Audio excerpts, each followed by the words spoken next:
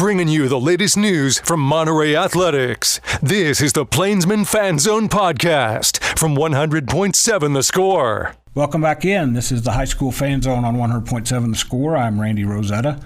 These 2 nights a week that we do this in the winter and spring, we are on a Monday night. We go Monday, Wednesday night. Monday nights are Estacado, Monterey, Memorial, and Liberty. We are in the second segment with Monterey. We're going to talk Lady Plainsman basketball, and I'm excited because this is a big week for Monterey. It seems like we say that every week, Chelsea, about y'all's district. It seems like every time we turn around, you're playing somebody, and this is a big week because, with all due respect to Coronado and Lubbock High, Lubbock Cooper and Monterey, that's emerged as a little bit of the rivalry in girls basketball the last few years with what they did under Kyle Lovern and Jaden Isler, and what the legend did, capped by a state championship last year with one of these young ladies involved.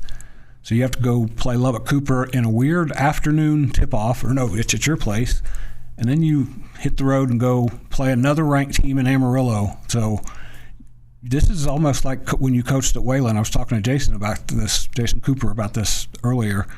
Y'all just, every time you turn around, you're having to prepare your team for a really tough opponent. And we're going to talk about who you just beat, but how invigorating has that been for you as a first-year high school coach that there's not a whole lot of gimmies on that schedule?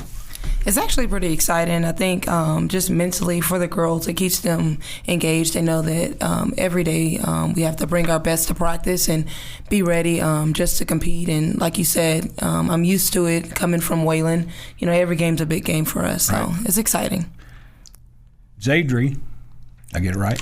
Yes, sir. Zadri Jordan, and I almost messed your name up after I told you I knew how to say Aaliyah Luna, are two of the players who have, everybody knows who Ari Johnson is, everybody knows who Ambrosia Cole is. When people game plan for you, that's who they're going to start with. These two girls have made it where teams have to think a little bit differently about you. Zadri, 23 points the other day? Yes, sir. 7 threes, and I asked you if you'd ever made that many threes in the game. You said you didn't think so. And then Aaliyah, you just come in and you light the fire for you guys. I think 3 games in a row I've watched you've had 6 or 8 points in the first quarter for both of you, and especially with you. You've been around them for a few years.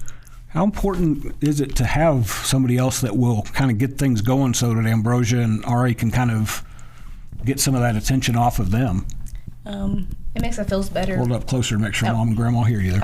It makes us feel better because, every team that we play, they usually try to stop Bobo or Ari, but once we have other people that can bring stuff to the table for the team, it feels way better. It lifts the energy off of the others, so it's not as bad, but it just feels better. So yeah. So those two and another young lady named Leah, everybody knew who they were last year. Yeah. But you started on that team last year. You've got a nice medal somewhere at home as well. Being one of the girls that came back from that team along with Ari and Ambrosia, with a first-year coach, a new coach, what did you want to do in terms of being a leader and kind of showing other girls how to fit into different roles? I don't know. I just wanted to help out the team more because last year I had an injury, so it felt bad not being on the team, but I was still having energy on the bench, of course. But this year, I don't know, it just felt different. It felt a little bit better to help out more and stuff. Yeah. And you step in. Were you a JV player last year? Yes, sir. Okay, so you got to watch. You got a first-hand seat, front row seat. And by the way, what you were talking about, the energy at the state championship game, I sat literally right behind you guys, and you guys brought some energy. I'll say that. How, I think I asked you this the first time I talked to you, stepping up onto the varsity with this team, was that intimidating, or is it just, I'm going to go and see what I can do to help, see if they can do what they did last year? Yeah, I wanted to come in and see what I could do, just play my game, play hard, and know, what varsity is and know what I have to face and the challenges. So we talked about the other day, and we're just going to talk about that game. We're not going to talk about anything else. That was as impressive as a performance as I've seen from a Monterey girls team. That's going to biting off a lot here to chew.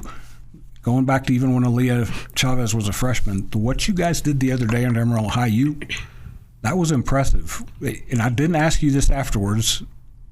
Were you a little surprised at how well your girls played against you said this, against a really good, fundamentally sound, well-coached team in their gym? If you want my honest answer, no. I believed from the beginning, and it's just cool for y'all to see how things are finally coming into play. I don't know if you saw the headline on Hub City Preps. You guys hadn't won there since 2012. Yeah, I was shocked by that. And Jeff Williams, when I talked to him, he said, yeah, we don't lose here very often. And he said, you guys just came out and beat them. So coming up on our first break, we got a lot more Lady Plainsman basketball to talk about when we come back in the Monterey Plainsman Fan Zone on 100.7 The Score. Diving headfirst into Monterey athletics. You're listening to the Plainsman Fan Zone on 100.7 The Score and the 100.7 The Score mobile app. Welcome back into the Plainsman Fan Zone. I'm Randy Rosetta, and I'm going to look at the standings real quick here. I told Chelsea when we sat down, this is always fun as we get into this time of year in District 3, 5A. First of all, you look at the TABC rankings, and there's usually 3 or 4 teams bouncing around in there, and we're doing that again. There's 4 teams. The top 4 teams in the standings right now are all ranked, I think, in the top 17 or 18. Monterey is number, you guys probably can tell me quicker than I can, number 11. They just beat Amarillo High, which is number 13 now. They beat Tascosa. I'm going to give you another nugget, too. They beat number 7 Tascosa before Christmas. They play number 10 Paladuro later this week. Did you know you guys have handed Amarillo High and Tascosa their worst losses of the year, both of them? That's what I read. That's not that doesn't mean anything right now, but they're going to remember that. I guess that does mean something because they're going to remember that the next time you play them. But that doesn't matter because you get one of them here and one of them on the road. So Paladuro, I have a feeling I know why they've improved so quickly. They've got a coach's granddaughter and a dad who was a pretty good player when he played, Austin Johnson. I don't want to get too far ahead. We're going to talk about Lubbock Cooper real briefly here in a minute. But as you guys get ready to hit the road again, how much has it helped to have done what you did Friday? Again, it was an afternoon game, so it was a little bit of a weird environment, which got another one of those. But going on the road and getting a big win, is that something? Let the girls answer this. You guys have done that before. You've done that the last few years. Does going on the road phase you when you're playing top 10, top 15 teams, or are you just used to it by now?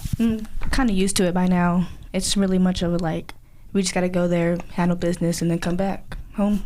And is that the first time you've been on a team that's gone on the road and beaten a team like that? Yes, sir. So she's an old pro at this. I told her she's one of the OGs. She's been around for a while. What was that like to play at Amarillo High? The environment was, my wife was sitting next to me. It wasn't quite like being on a Friday night, quite as electric as it might have been, but it was a good crowd. What was that like for a young girl who hadn't been through that before? It was different, but I also felt the same as well because it's basketball. So, we all see, like she said, we all see the same 24 hours. We see the same thing. So, just go out there and play your game. You quieted them down pretty quick, too, so because you got the lead. So let's talk about Lubbock Cooper, Chelsea. I guess you were up in Plainview at Wayland. That, for a few years there, that was as good as it got in West Texas girls basketball. Things have changed. 2 new coaches, different players, obviously. I would say it's fair to say you guys have replenished a little bit stronger, but they're going to play hard. They're going to come out. Jaden gets girls to play hard. That's something he's done no matter where he's been. What do you expect from them tomorrow afternoon at your place? Just what you said, to play hard. They do a lot of things defensively, so expecting they're going to be prepared to make some kind of adjustment to us. I think it'll be exciting. Even when I played, that felt like a rival game. So I think a lot of people will show up, and it'll be an exciting environment for our girls to play in. Because they have one of the better shooters in town, Chloe Young, and when she gets hot, she's as good a shooter. She's like Aaliyah Chavez type hot. She can get that hot.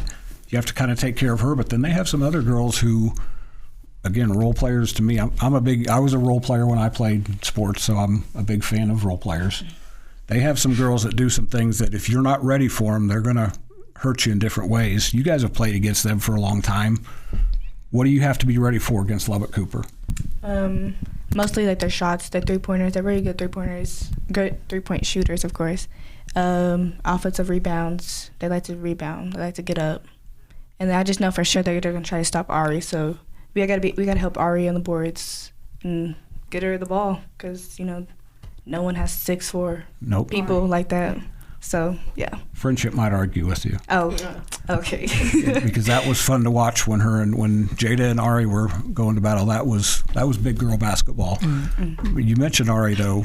Ari, I thought, I think she took like 3 or 4 shots the other day. Mm-hmm. Without taking a whole lot of shots, she dominated the game. And it's kind of what she did in the state championship game, Chelsea. When you've got a player like that who's willing to say, I don't need to shoot, I'll just go do this, how much does that help kind of the psyche of a team? It really opens up the floor. Ari does a lot of things that doesn't always show up on the stats. Just her presence in the paint defensively, that helps us a lot.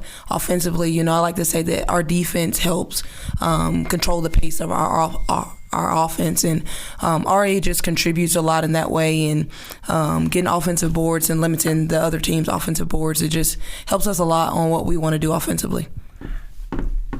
She made life miserable for the 2 Amarillo High big girls the other day. They wanted no part of coming in the paint. And when that happens for you guys on defense, that, like you just said, that changes what your guards can do.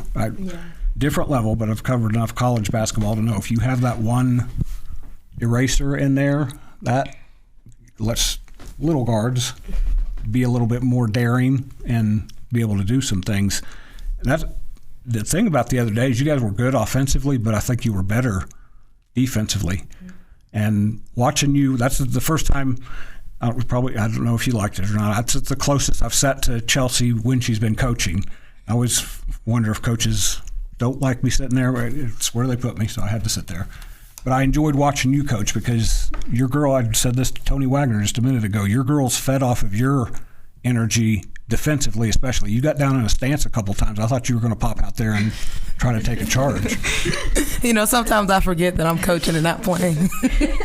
So I've asked Ari and Ambrosia this. Does Coach Chelsea and Coach Maddie ever get in there and mix it up with you at practice? Oh, definitely. They like to go to work sometimes, and it's just like, wow, like y'all have that in y'all still.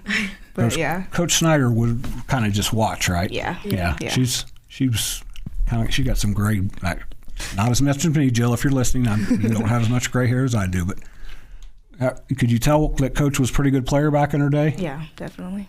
What have you learned from playing for Coach this year about how toughness and that intensity has to be there? Wait, can you re-ask that? Yes. Because I've watched you. You can tell that you feed off of the intensity of your teammates as well. Playing for a coach who brings that, how much has that helped you this first year?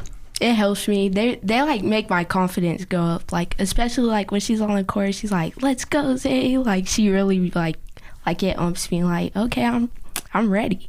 So she's the good cop or she's the bad cop? Good cop. There we go. So Maddie, if you're listening, apparently you're the bad cop. So because John's like the mathematician over there. He does all the...